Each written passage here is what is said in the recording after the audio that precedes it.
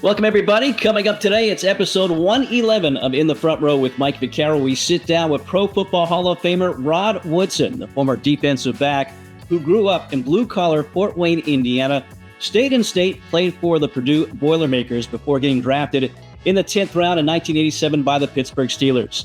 10 of his 17 years played for the Steelers. From there, the 49ers, and he won a Super Bowl with the Ravens. Was it the best defense ever in 2000? He talks about that, and also played for the iconic Oakland Raiders as well. Broadcasting and also coaching in his future, and now talking about a game in Ireland, the first ever in the NFL, coming up with the Steelers and the Vikings this season. A lot to get to with Pro Football Hall of Famer Rod Woodson, our guest in episode 111 of In the Front Row with Mike Vaccaro. Again, thank you so much for your time today and spending a little time and sharing your story, which is an incredible story and a Hall of Fame story as well that has its roots, its beginning in Fort Wayne, Indiana.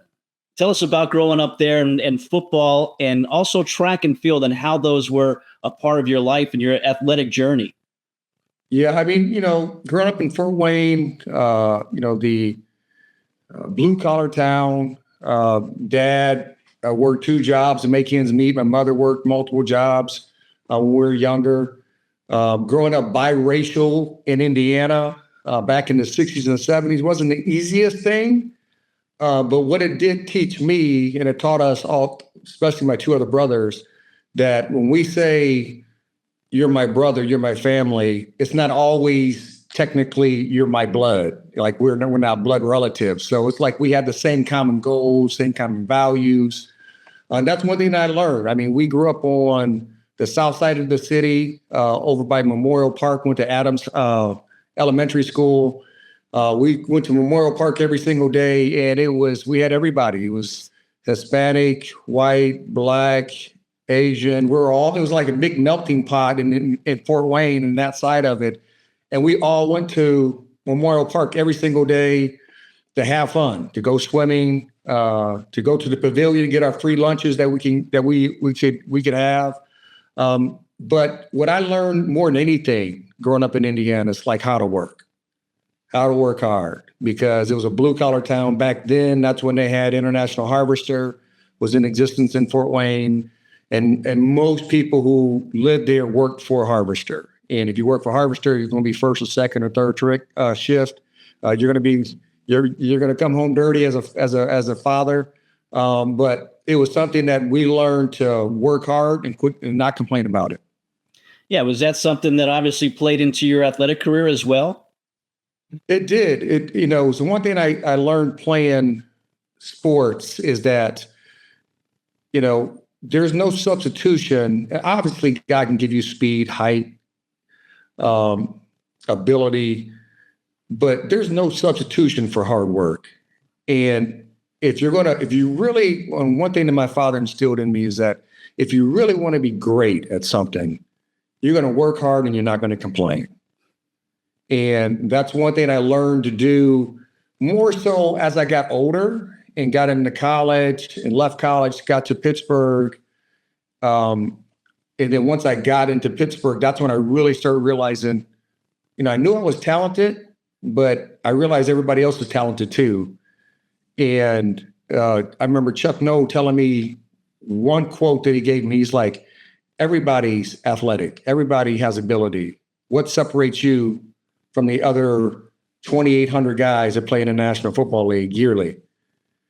And it didn't click in for the first couple of years. And then once Tony Dungy left me, and a guy named Rod Russ came into the fold to Pittsburgh, he said the exact same thing, but he had some better choice words with me to challenge me as a man and as an athlete. And so I learned how to work that. But obviously, coming from Fort Wayne, it instilled in me just to work hard and never complain about it. Well, before the Steelers, you were an outstanding player, obviously, at Purdue. You stayed in state after being Mr. Football in Fort Wayne. Was it important for you to stay in state with the different coaches calling for you, recruiting you? Yeah, I knew I wanted to play in the Big Ten because I wanted my family to see me. We didn't have a lot of money, so they wouldn't be able to travel.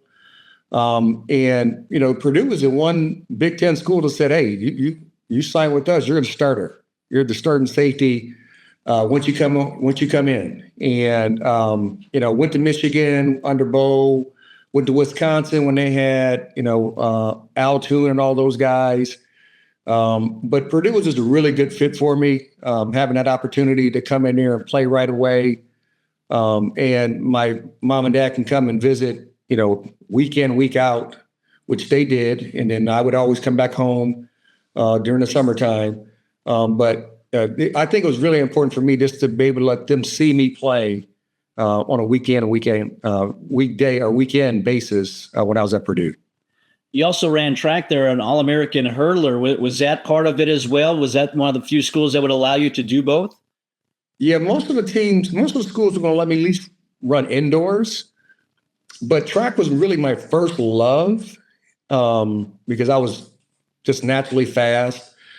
God gave me that gift. And then I got a little bit bigger, faster, stronger in football as I got older. But I wanted to run. What I love about track, even though football is a complete team-oriented, if you can't play together as a team, you're not going to win. Track is a team, yes, but they got 8 individual lanes for a reason. So you get to run against your buddies, right? And then you get to hold that against them throughout the whole year. And what I love about track, but one thing I did learn is that track and helped me so much more in football. I kept my top end speed throughout my years of going to the track. I thought I was going to go on track scholarship to college, more so than a football scholarship. But Purdue was like, yeah, if you come with us, obviously you can run track, at least indoors. And I did that every single year. I never ran outdoors. Our team, we didn't have the best team at Purdue. So I always went back to the spring ball to make sure we had any new defenses or anything of that nature. I got that instilled into me. And it wasn't just defense at Purdue. You were a tailback. You were a returner as well. You played your final game against Indiana. You played everything. 137 plays of that game. Were you better offensively than you were defensively? Became a Hall of Famer as a defensive back? Well, I wanted to play both ways all 4 years. And when I first got there, Leon Burnett was like, nah, just play safety. Let's learn. And then the last 2 years, he started letting me test the waters, so to speak, on the offensive side, which I love to do. It was fun to play tailback, receiver. I played that in high school. Most great players in high school, even today, they play multiple positions on offense and defense. And then once we get to college, we normally go to one side or the other. And it was kind of seeing Travis Hunter come back out there this past year, and playing both ways, but having the opportunity to play both ways. And I think that is always fun to do. Yes, I love to do it. I'd enjoyed it. That last game against Indiana was, I had a ball doing that. Could I do that for the whole season? That would have been tough. Yeah, it's a lot of snaps, a lot of games that you're playing there. But again, a career that was outstanding. You're an All-American in the Hall of Fame there at Purdue as well. What kind of honor? Again, you're in the Pro Football Hall of Fame, the College Football Hall of Fame, but to be in your school's Hall of Fame, what kind of honor is that? Yeah, what I love about everything that I learned from Purdue, in working hard, I remember my first semester at Purdue, really my second semester in the fall, when it got a little bit darker, a little bit colder, and I had to get up at 6:30 to go to my first class, my bio class. And I was like, oh my goodness. But what it taught me is that you have to learn to do the things that you have to do, not the things you want to do. And if you can meet those challenges day in and day out, week in and week out, year after year, you're normally going to be successful in life, and let alone sports. And for me, going to Purdue and having those opportunities and playing at a certain level that I got to play at, and getting inducted into that university's Hall of Fame. Some great, I mean, more position, like more so the quarterback position, because Drew Brees and all those guys, and Bob Greasy, Len Dawson, Jim Everett, all those guys have come through there on the quarterback side of it. You normally don't think about Purdue as being a DB university, right? But I mean, we had Chris Dishman, who played with me under, we're in the same class. Donnie Anderson. So we had quite a few guys that come through there to play over the years. Stuart Swigert, he played multiple years in the National Football League. So I'm always honored when somebody, or especially my university or a team, or going into the Hall of Fame, the NFL Hall of Fame or National Football League Hall of Fame, when they ask you that hey, we're going to put you in the Hall of Fame, to me, it's humbling. Because when you start talking about the history of Purdue, it's a long history. When you talk about the history of the National Football League, it's a long history. And I'm just a country boy from Indiana that love to play football, and God gave me a really good talent. Well, again, it was a Hall of Fame career, 17 seasons that started draft night, 1987, drafted by the Steelers. Take us through your draft day experience, because it didn't seem like you were going to be there for the Steelers. They weren't really looking at you, and all of a sudden you were available at the number 10 pick. Yeah, I mean, how drafts go. They said I was going to go anywhere between the second, the third, the fourth player coming off the board. Obviously back in that day, we didn't have any cell phones. So we had a hard line sitting there on Jefferson Street waiting for the teams to call us. And I was because I was the 10th player taken, but the New Orleans Saints called, I think, when the 8th pick was up. And they said, if you're sitting there at 11, we're going to take you.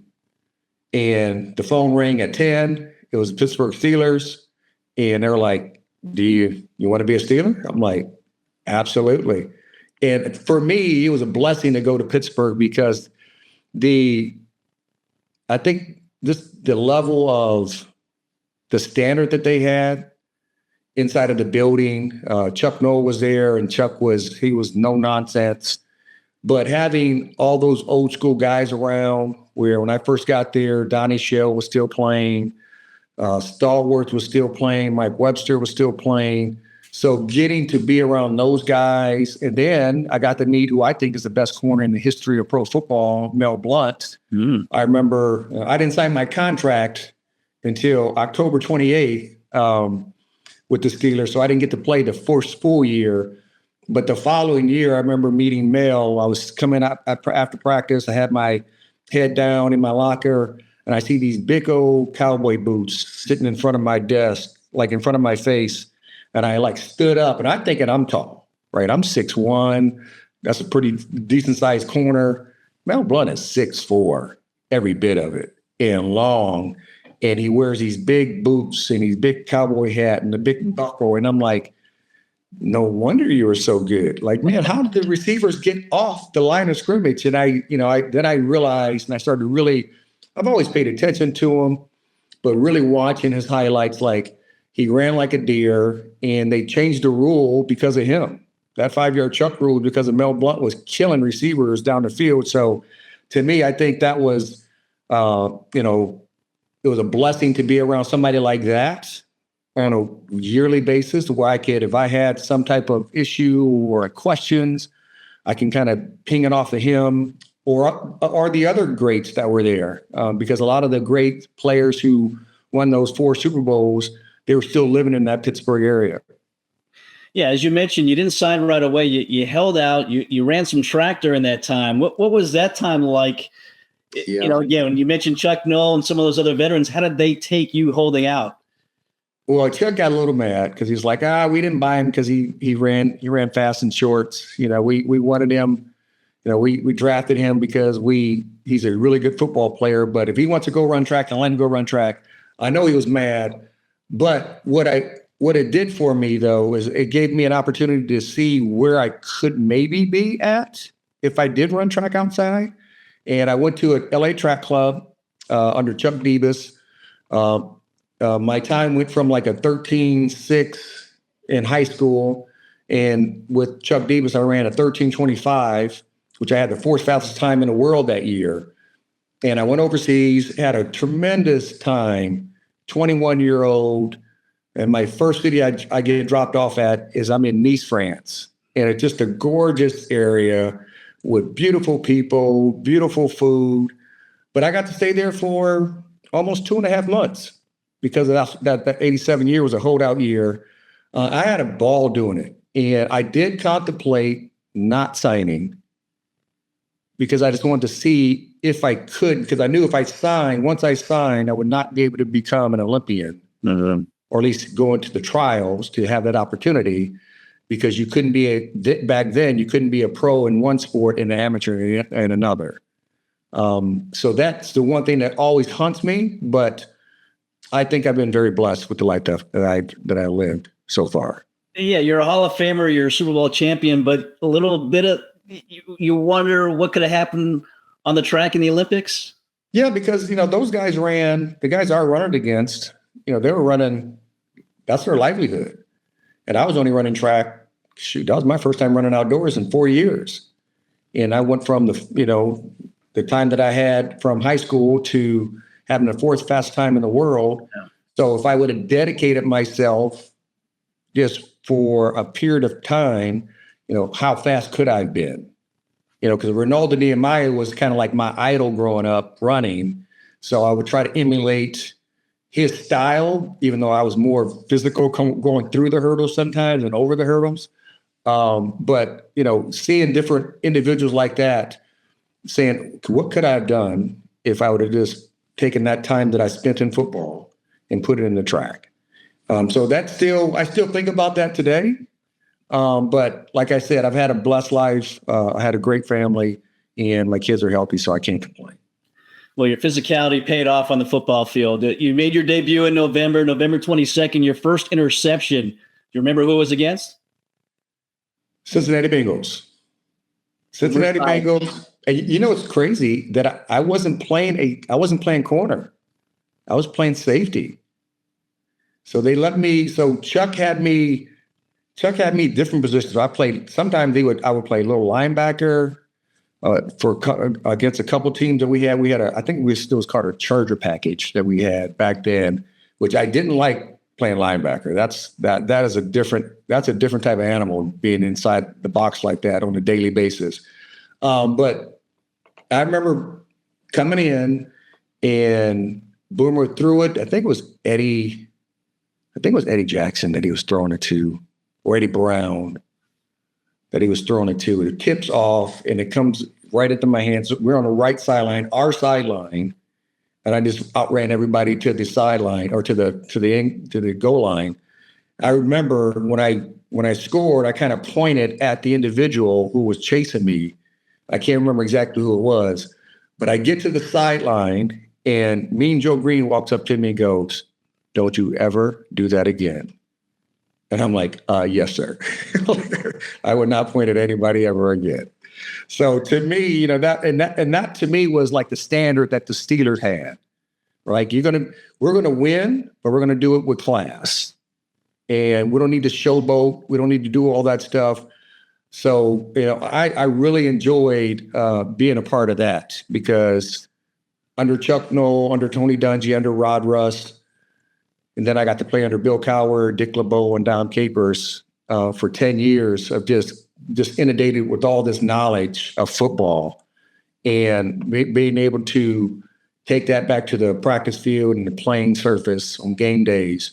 It was we had a lot of fun being in Pittsburgh. Yeah, you mentioned some incredible defensive minds. We actually had Dick LeBeau on our show here not too long ago. As a defensive player, you had to feel like you're learning from some of the biggest names and the biggest minds in NFL, on the defensive end. You really did. And, a lot of people don't know who Rod Rust is. But Rod Rust, we ran this defense called match, mean, mode. And it got these young players, which was me, Hardy Nickerson, Carnell Lake eventually, Greg Lloyd, we bring in Kevin Greene. It got us really ready to play this fire zone defense that Dick LeBeau brought in with Dom Capers and under Bill Cowher. And if I really didn't have Rod Rust in my life, in my coaching tree, I don't know how great a player I would have been, because he challenged me more mental than physical. He's like, you're physically gifted, but you need to learn this game mentally. But he was cussing me out while he was saying it. And he was like, you need to learn the game. As soon as he said, you need to learn the game, I said, well, teach me. And so I kind of challenged him back. And he was like, okay, me and you, this is in the offseason. He said, me and you, after every workout, you come to my office, and I'm going to take you through what offenses do to defenses. And his first question he ever gave me was, how many formations can an offense get into? And I'm like, oh, good gracious, 750. And he was like, no, how many eligible receivers? I said 5. He said, they can get in 5 formations. And I was like, what? He was like, yeah. He said, what they do, they get in different personnel groupings, and they move these pieces around. They'll have the final formation, and they want to run 6 to maybe 7 plays out of those formations. And they'll be the same plays, but different personnel groupings. And we start watching film, and probably 4 weeks into it, I was like, I looked at him, I said, this is all they do? This is it? He's like, yeah, this is all they do. You just got to believe it when you see it. I'm like, oh, don't worry about that, coach. I'm good with that one. And I went to 7 straight Pro Bowls right after that. So the game just slowed down for you from that point on. Yeah, I'm like, when I watch the game, even today, I watch the game through formations, irrelevant of personnel groupings. Because if the tight end is on the single receiver side, he's the X. He's not the Y anymore. So that we, as a defense, we say, yeah, he's still the Y, but he's not. So when I look at through the lens of what the offense is trying to do to us, and man, it was a lot easier to play the game, not chasing all these formations, thinking the possibilities that could be there, and they weren't. And it was because of Rod Rust challenging me as a human being, as a player. I want to talk about chasing somebody. And in 1995, maybe your lowest moment was an ACL injury that came chasing none other than Barry Sanders. Can you tell us about that moment in Three River Stadium, and maybe how that changed your mindset from that point? Yeah, the one thing I did that week, or really that game, normally when I wore new shoes, I wore them during the week. That game, I did not wear the new shoes during the week. And when the old AstroTurf, that stuff was sticky. And, playing against a guy like Barry, that's probably not the smartest thing to do, which now I know. But when I planted my right leg and Barry cut back inside, my right foot stayed straight and my knee turned. And I could feel it turning. And I tried to jump off of it, and I just felt a pop. And then I remember the doc on the sideline said it happened. You popped your ACL. I remember the next day, me, the orthopedic surgeon, and Bill Cowher were sitting in the office, and the doc said it can be 3 to 4 months recovery. I was like, 3 to 4 months? And wait, September, October, November, December. I can get back. And Bill was like, what? I'm like, Coach, I can get back. And I don't know if any other coach would have done that, because back then, once you went on IR, you were on IR for the duration of the season. And so what a lot of people don't know is that in that year, that 95 year, we played with 52 players. Wow. Not 53, because I was active the whole year. And I was very blessed to have somebody like Colonel Lake, who played outside linebacker in college, moved to strong safety. Then we moved him in the corner, and he had an outstanding year at corner. So, and nobody else got hurt on the back end. So nobody else got hurt in the secondary. So I got to play in my first Super Bowl, even though I didn't get to play a bunch of plays. I did get to play in about 15 to 20 plays in my first Super Bowl with that 95 year when we lost to Dallas. But it was all based on, and I was the first player to come back from an injury like that in the same year, but that's because of Bill Cowher.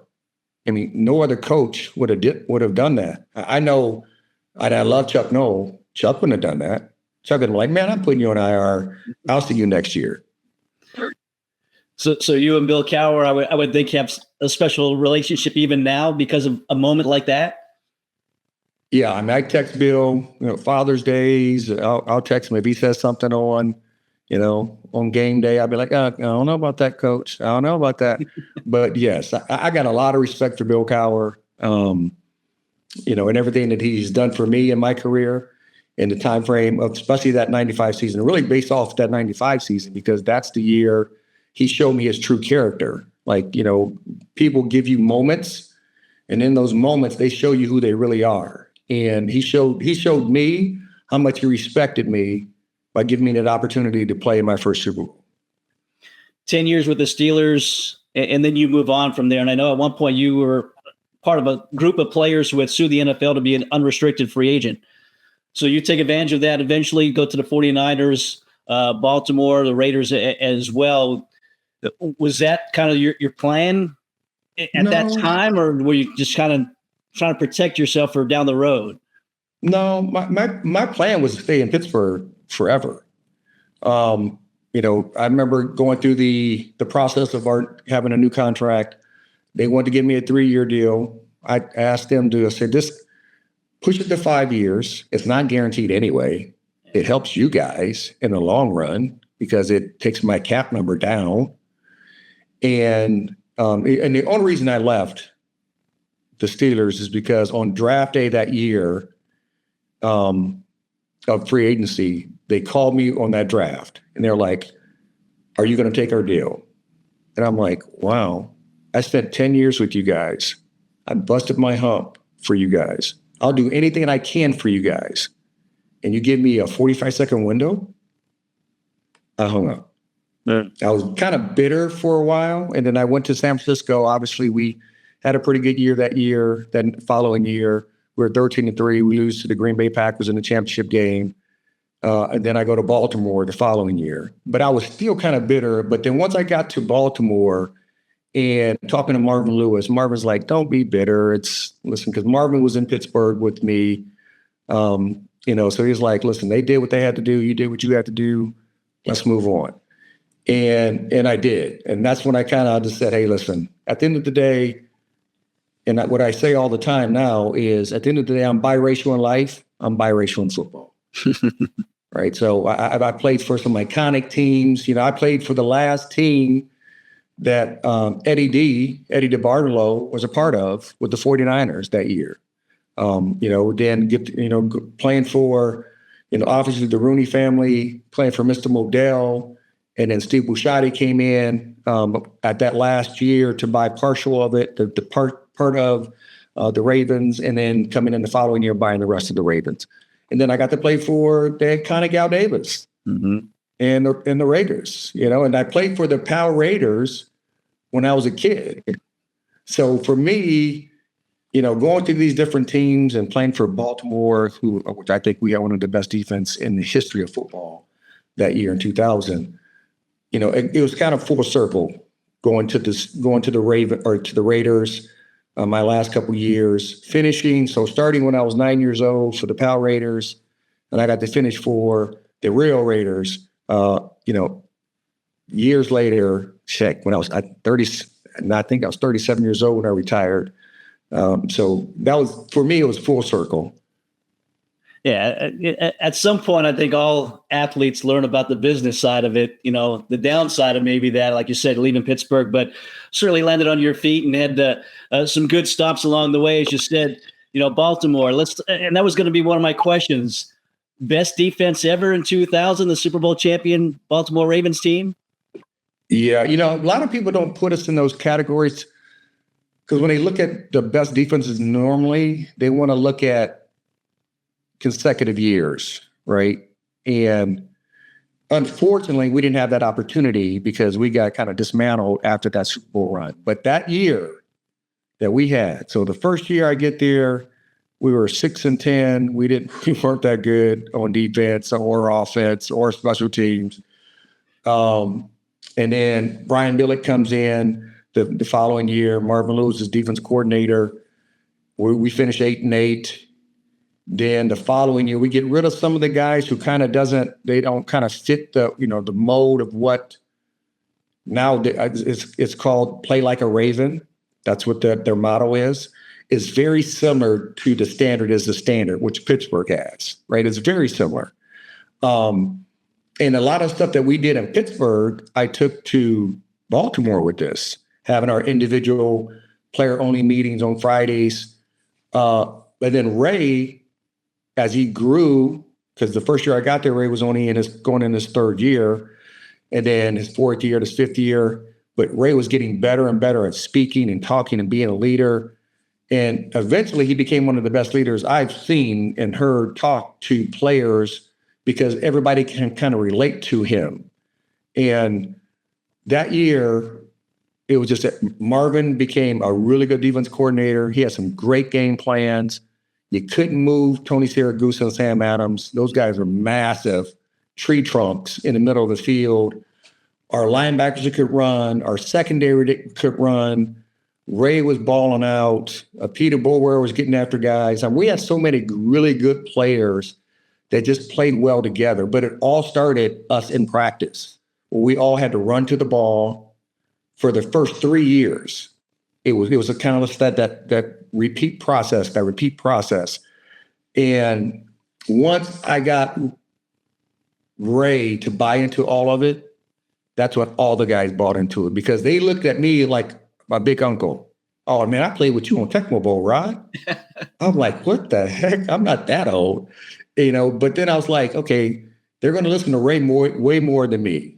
And Ray was the voice that they needed to hear weekly, daily, in the meeting rooms, in the workout rooms, when practices are going bad, who's going to rally the troops?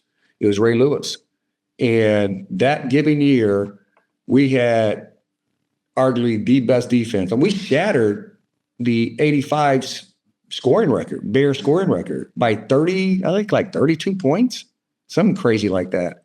I mean, obviously it'll never be touched again the way the game was played, but that one given year, I think it did as the best defense because nobody could run against us. You couldn't throw against us.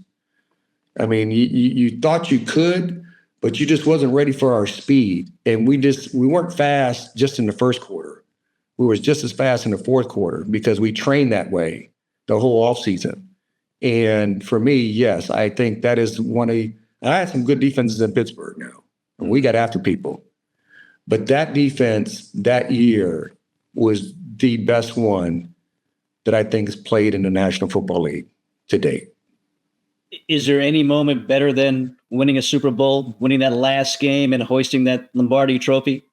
No, because losing two of them, but you win one, when the confetti's yours, right? And obviously that year, remember Minnesota was really good that year. Mm-hmm. And they got upset by New York. And I remember me and Ray are watching the film. We're like, what did New York do to Minnesota? Which I'm glad they beat them because Minnesota had some players that year. And when we start watching the tape, we looked at each other. We were like, man, if they cross the 50-yard line against us, we're going to quit. And I think they crossed 50 once, and that's because it was a kick return. And that was it. So, I mean, we had a lot of confidence in who we were. And it was really fun to have that confetti fall down and it'd be yours. Yeah, 34-7 final score in Super Bowl 35 over the Giants, as you said there. And, when it's all said and done, you retired, I guess, the summer of 2004, 17 years, 71 interceptions, third most in the NFL, 12 return for touchdowns, the most, 32 fumble recoveries as well.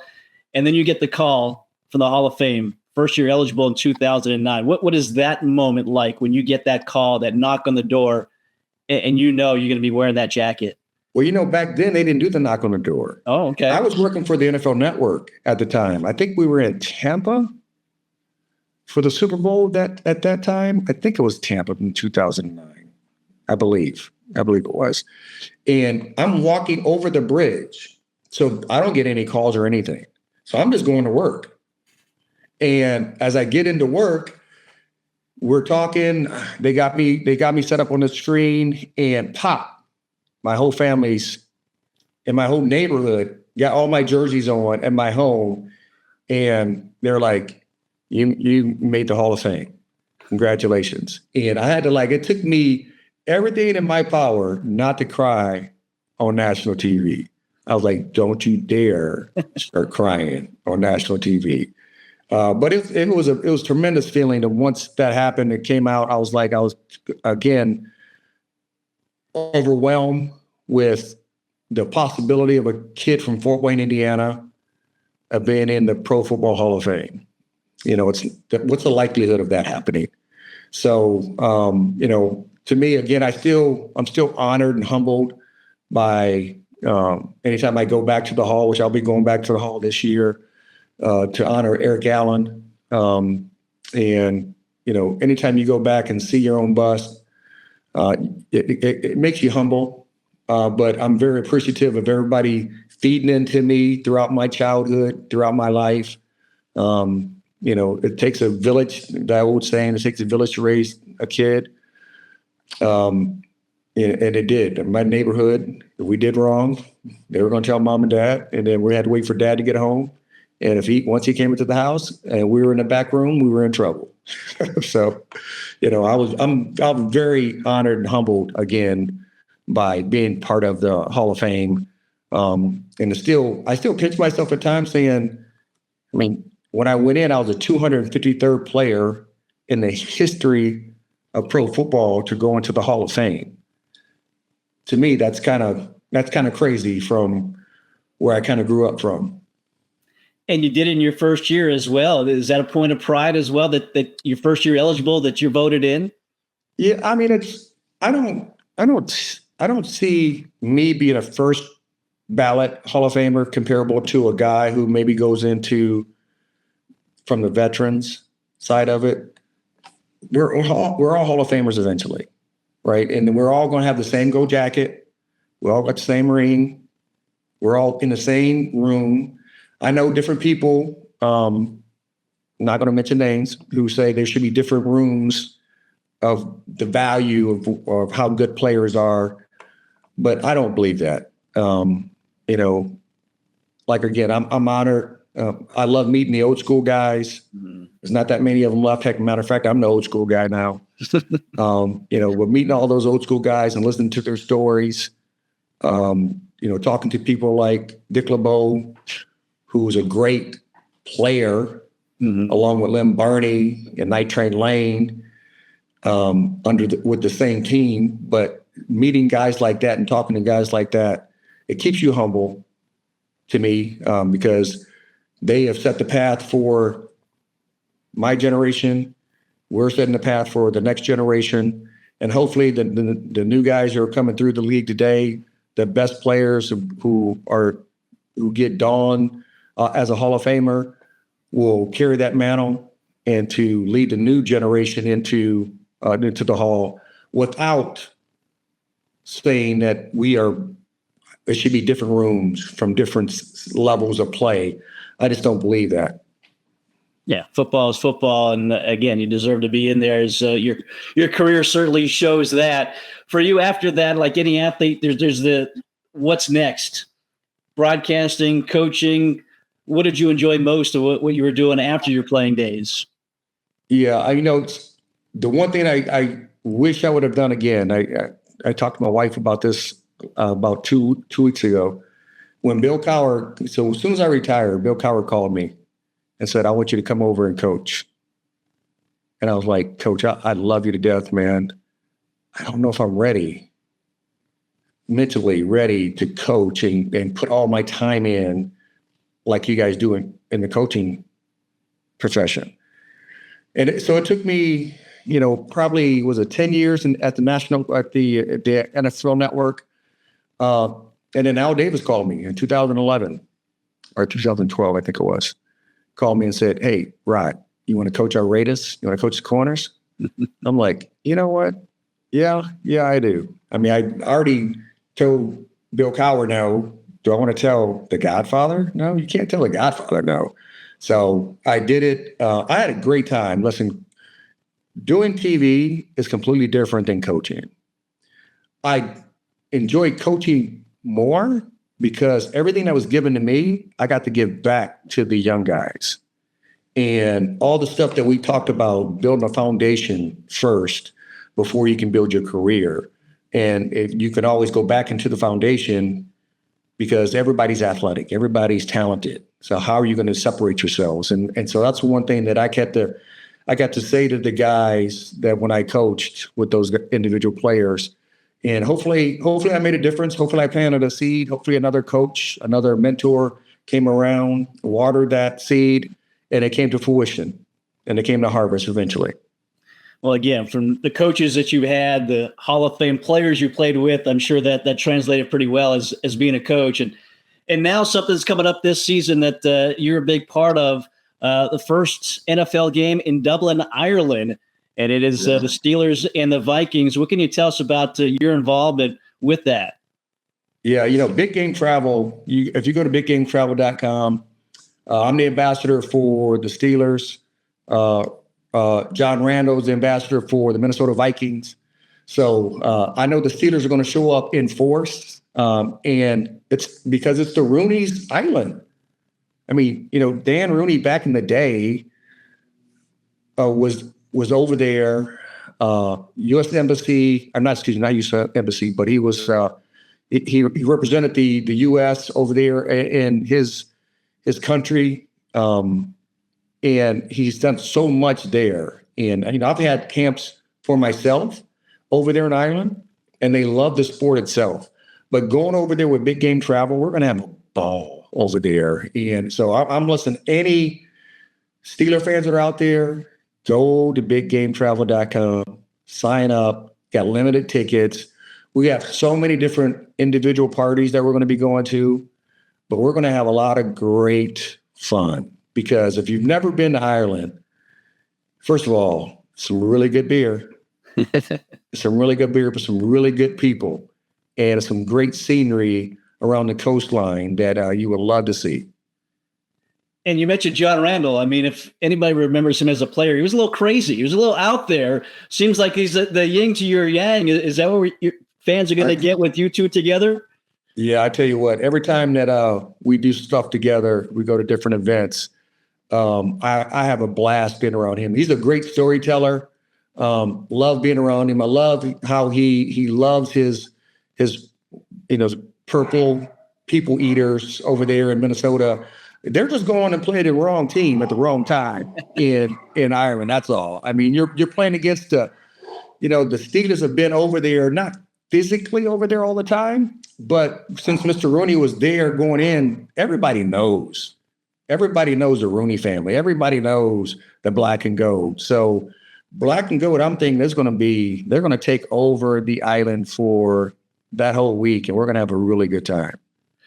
So obviously, talking about the black and gold and talking about the Steelers, you've moved past that, the business decision at that time. And again, you still feel, even though you made some other stops, are you more a Steeler than anything else? Yeah. Well, I mean, I spent 10 wonderful years there. I spent my high school, Snyder High School, has the same uniform as the Steelers. Black and gold, same everything, same stripe on the side of the pants, everything. Purdue, old black and gold. Yeah. So that's 3, that's 6 years. So 16 years of my life I spent in black and gold. But when people ask me, where's my love lie in my professional relationship, what team I played for? I played longer in black and gold than anywhere else. I have friends at all the teams that I played for. I'm biracial in life. I'm biracial in football. I love the Rooney family. I love Steve Busciotti. I love, the Davis family. Let me have the opportunity to play for the Raiders. I know Eddie D is not technically the owner, but in my mind, in my eyes, Eddie D is always the guy. Every time I even think about the 49ers, I'm thinking about Eddie D. I know Mr. York is there. I get it. But in my mind, it's always Eddie D. So I spent time at 4 wonderful places or 4 iconic owners. Yeah. And I love every place that I've been at. Now, with that being said, my favorite colors are black and gold. Black and gold coming up in Dublin, Ireland this season. Again, we saw the website, but how can people follow you? Are you much on social media? How can people follow you? Yeah, I'm on. I do a little. What is it called now? Is it X? Yeah, I'm on X. I'm on X. I'm on Instagram. I don't post a whole bunch, but we put some family things. I do more scripture things than anything else. Hopefully it uplifts somebody. If they're having a bad day, they can read something and knowing God loves them and God's there for them. And if you can put your trust in him, then he can get you through it. So I do more of that than anything else. Well said. I started following you the other day, so looking forward to some of that. And again, following Pittsburgh against Minnesota coming up in Ireland. Rod, thank you so much for spending your time with us here today and sharing your incredible story. And again, another Pro Football Hall of Fame story for us here today. Well, I definitely appreciate it, enjoyed it. Definitely take care and blessings to you. Well, we thank Rod Woodson for joining us here today. Also, special thanks to the Pro Football Hall of Fame for helping arrange our sit-down, our 7th Pro Football Hall of Famer joining us here. Great stories, great history of the game shared with us today with Rod Woodson. Also, as always, we thank you for watching and for listening and invite you to like, to share, to subscribe to our channel as we continue to bring you great guests, great stories in the world of sports. For JR Quitman, our creator, producer, and director behind the scenes, I'm Mike Vaccaro. Thanks for watching. We'll see you next time. Another episode of In the Front Row with Mike Vaccaro. Have a great day, everybody.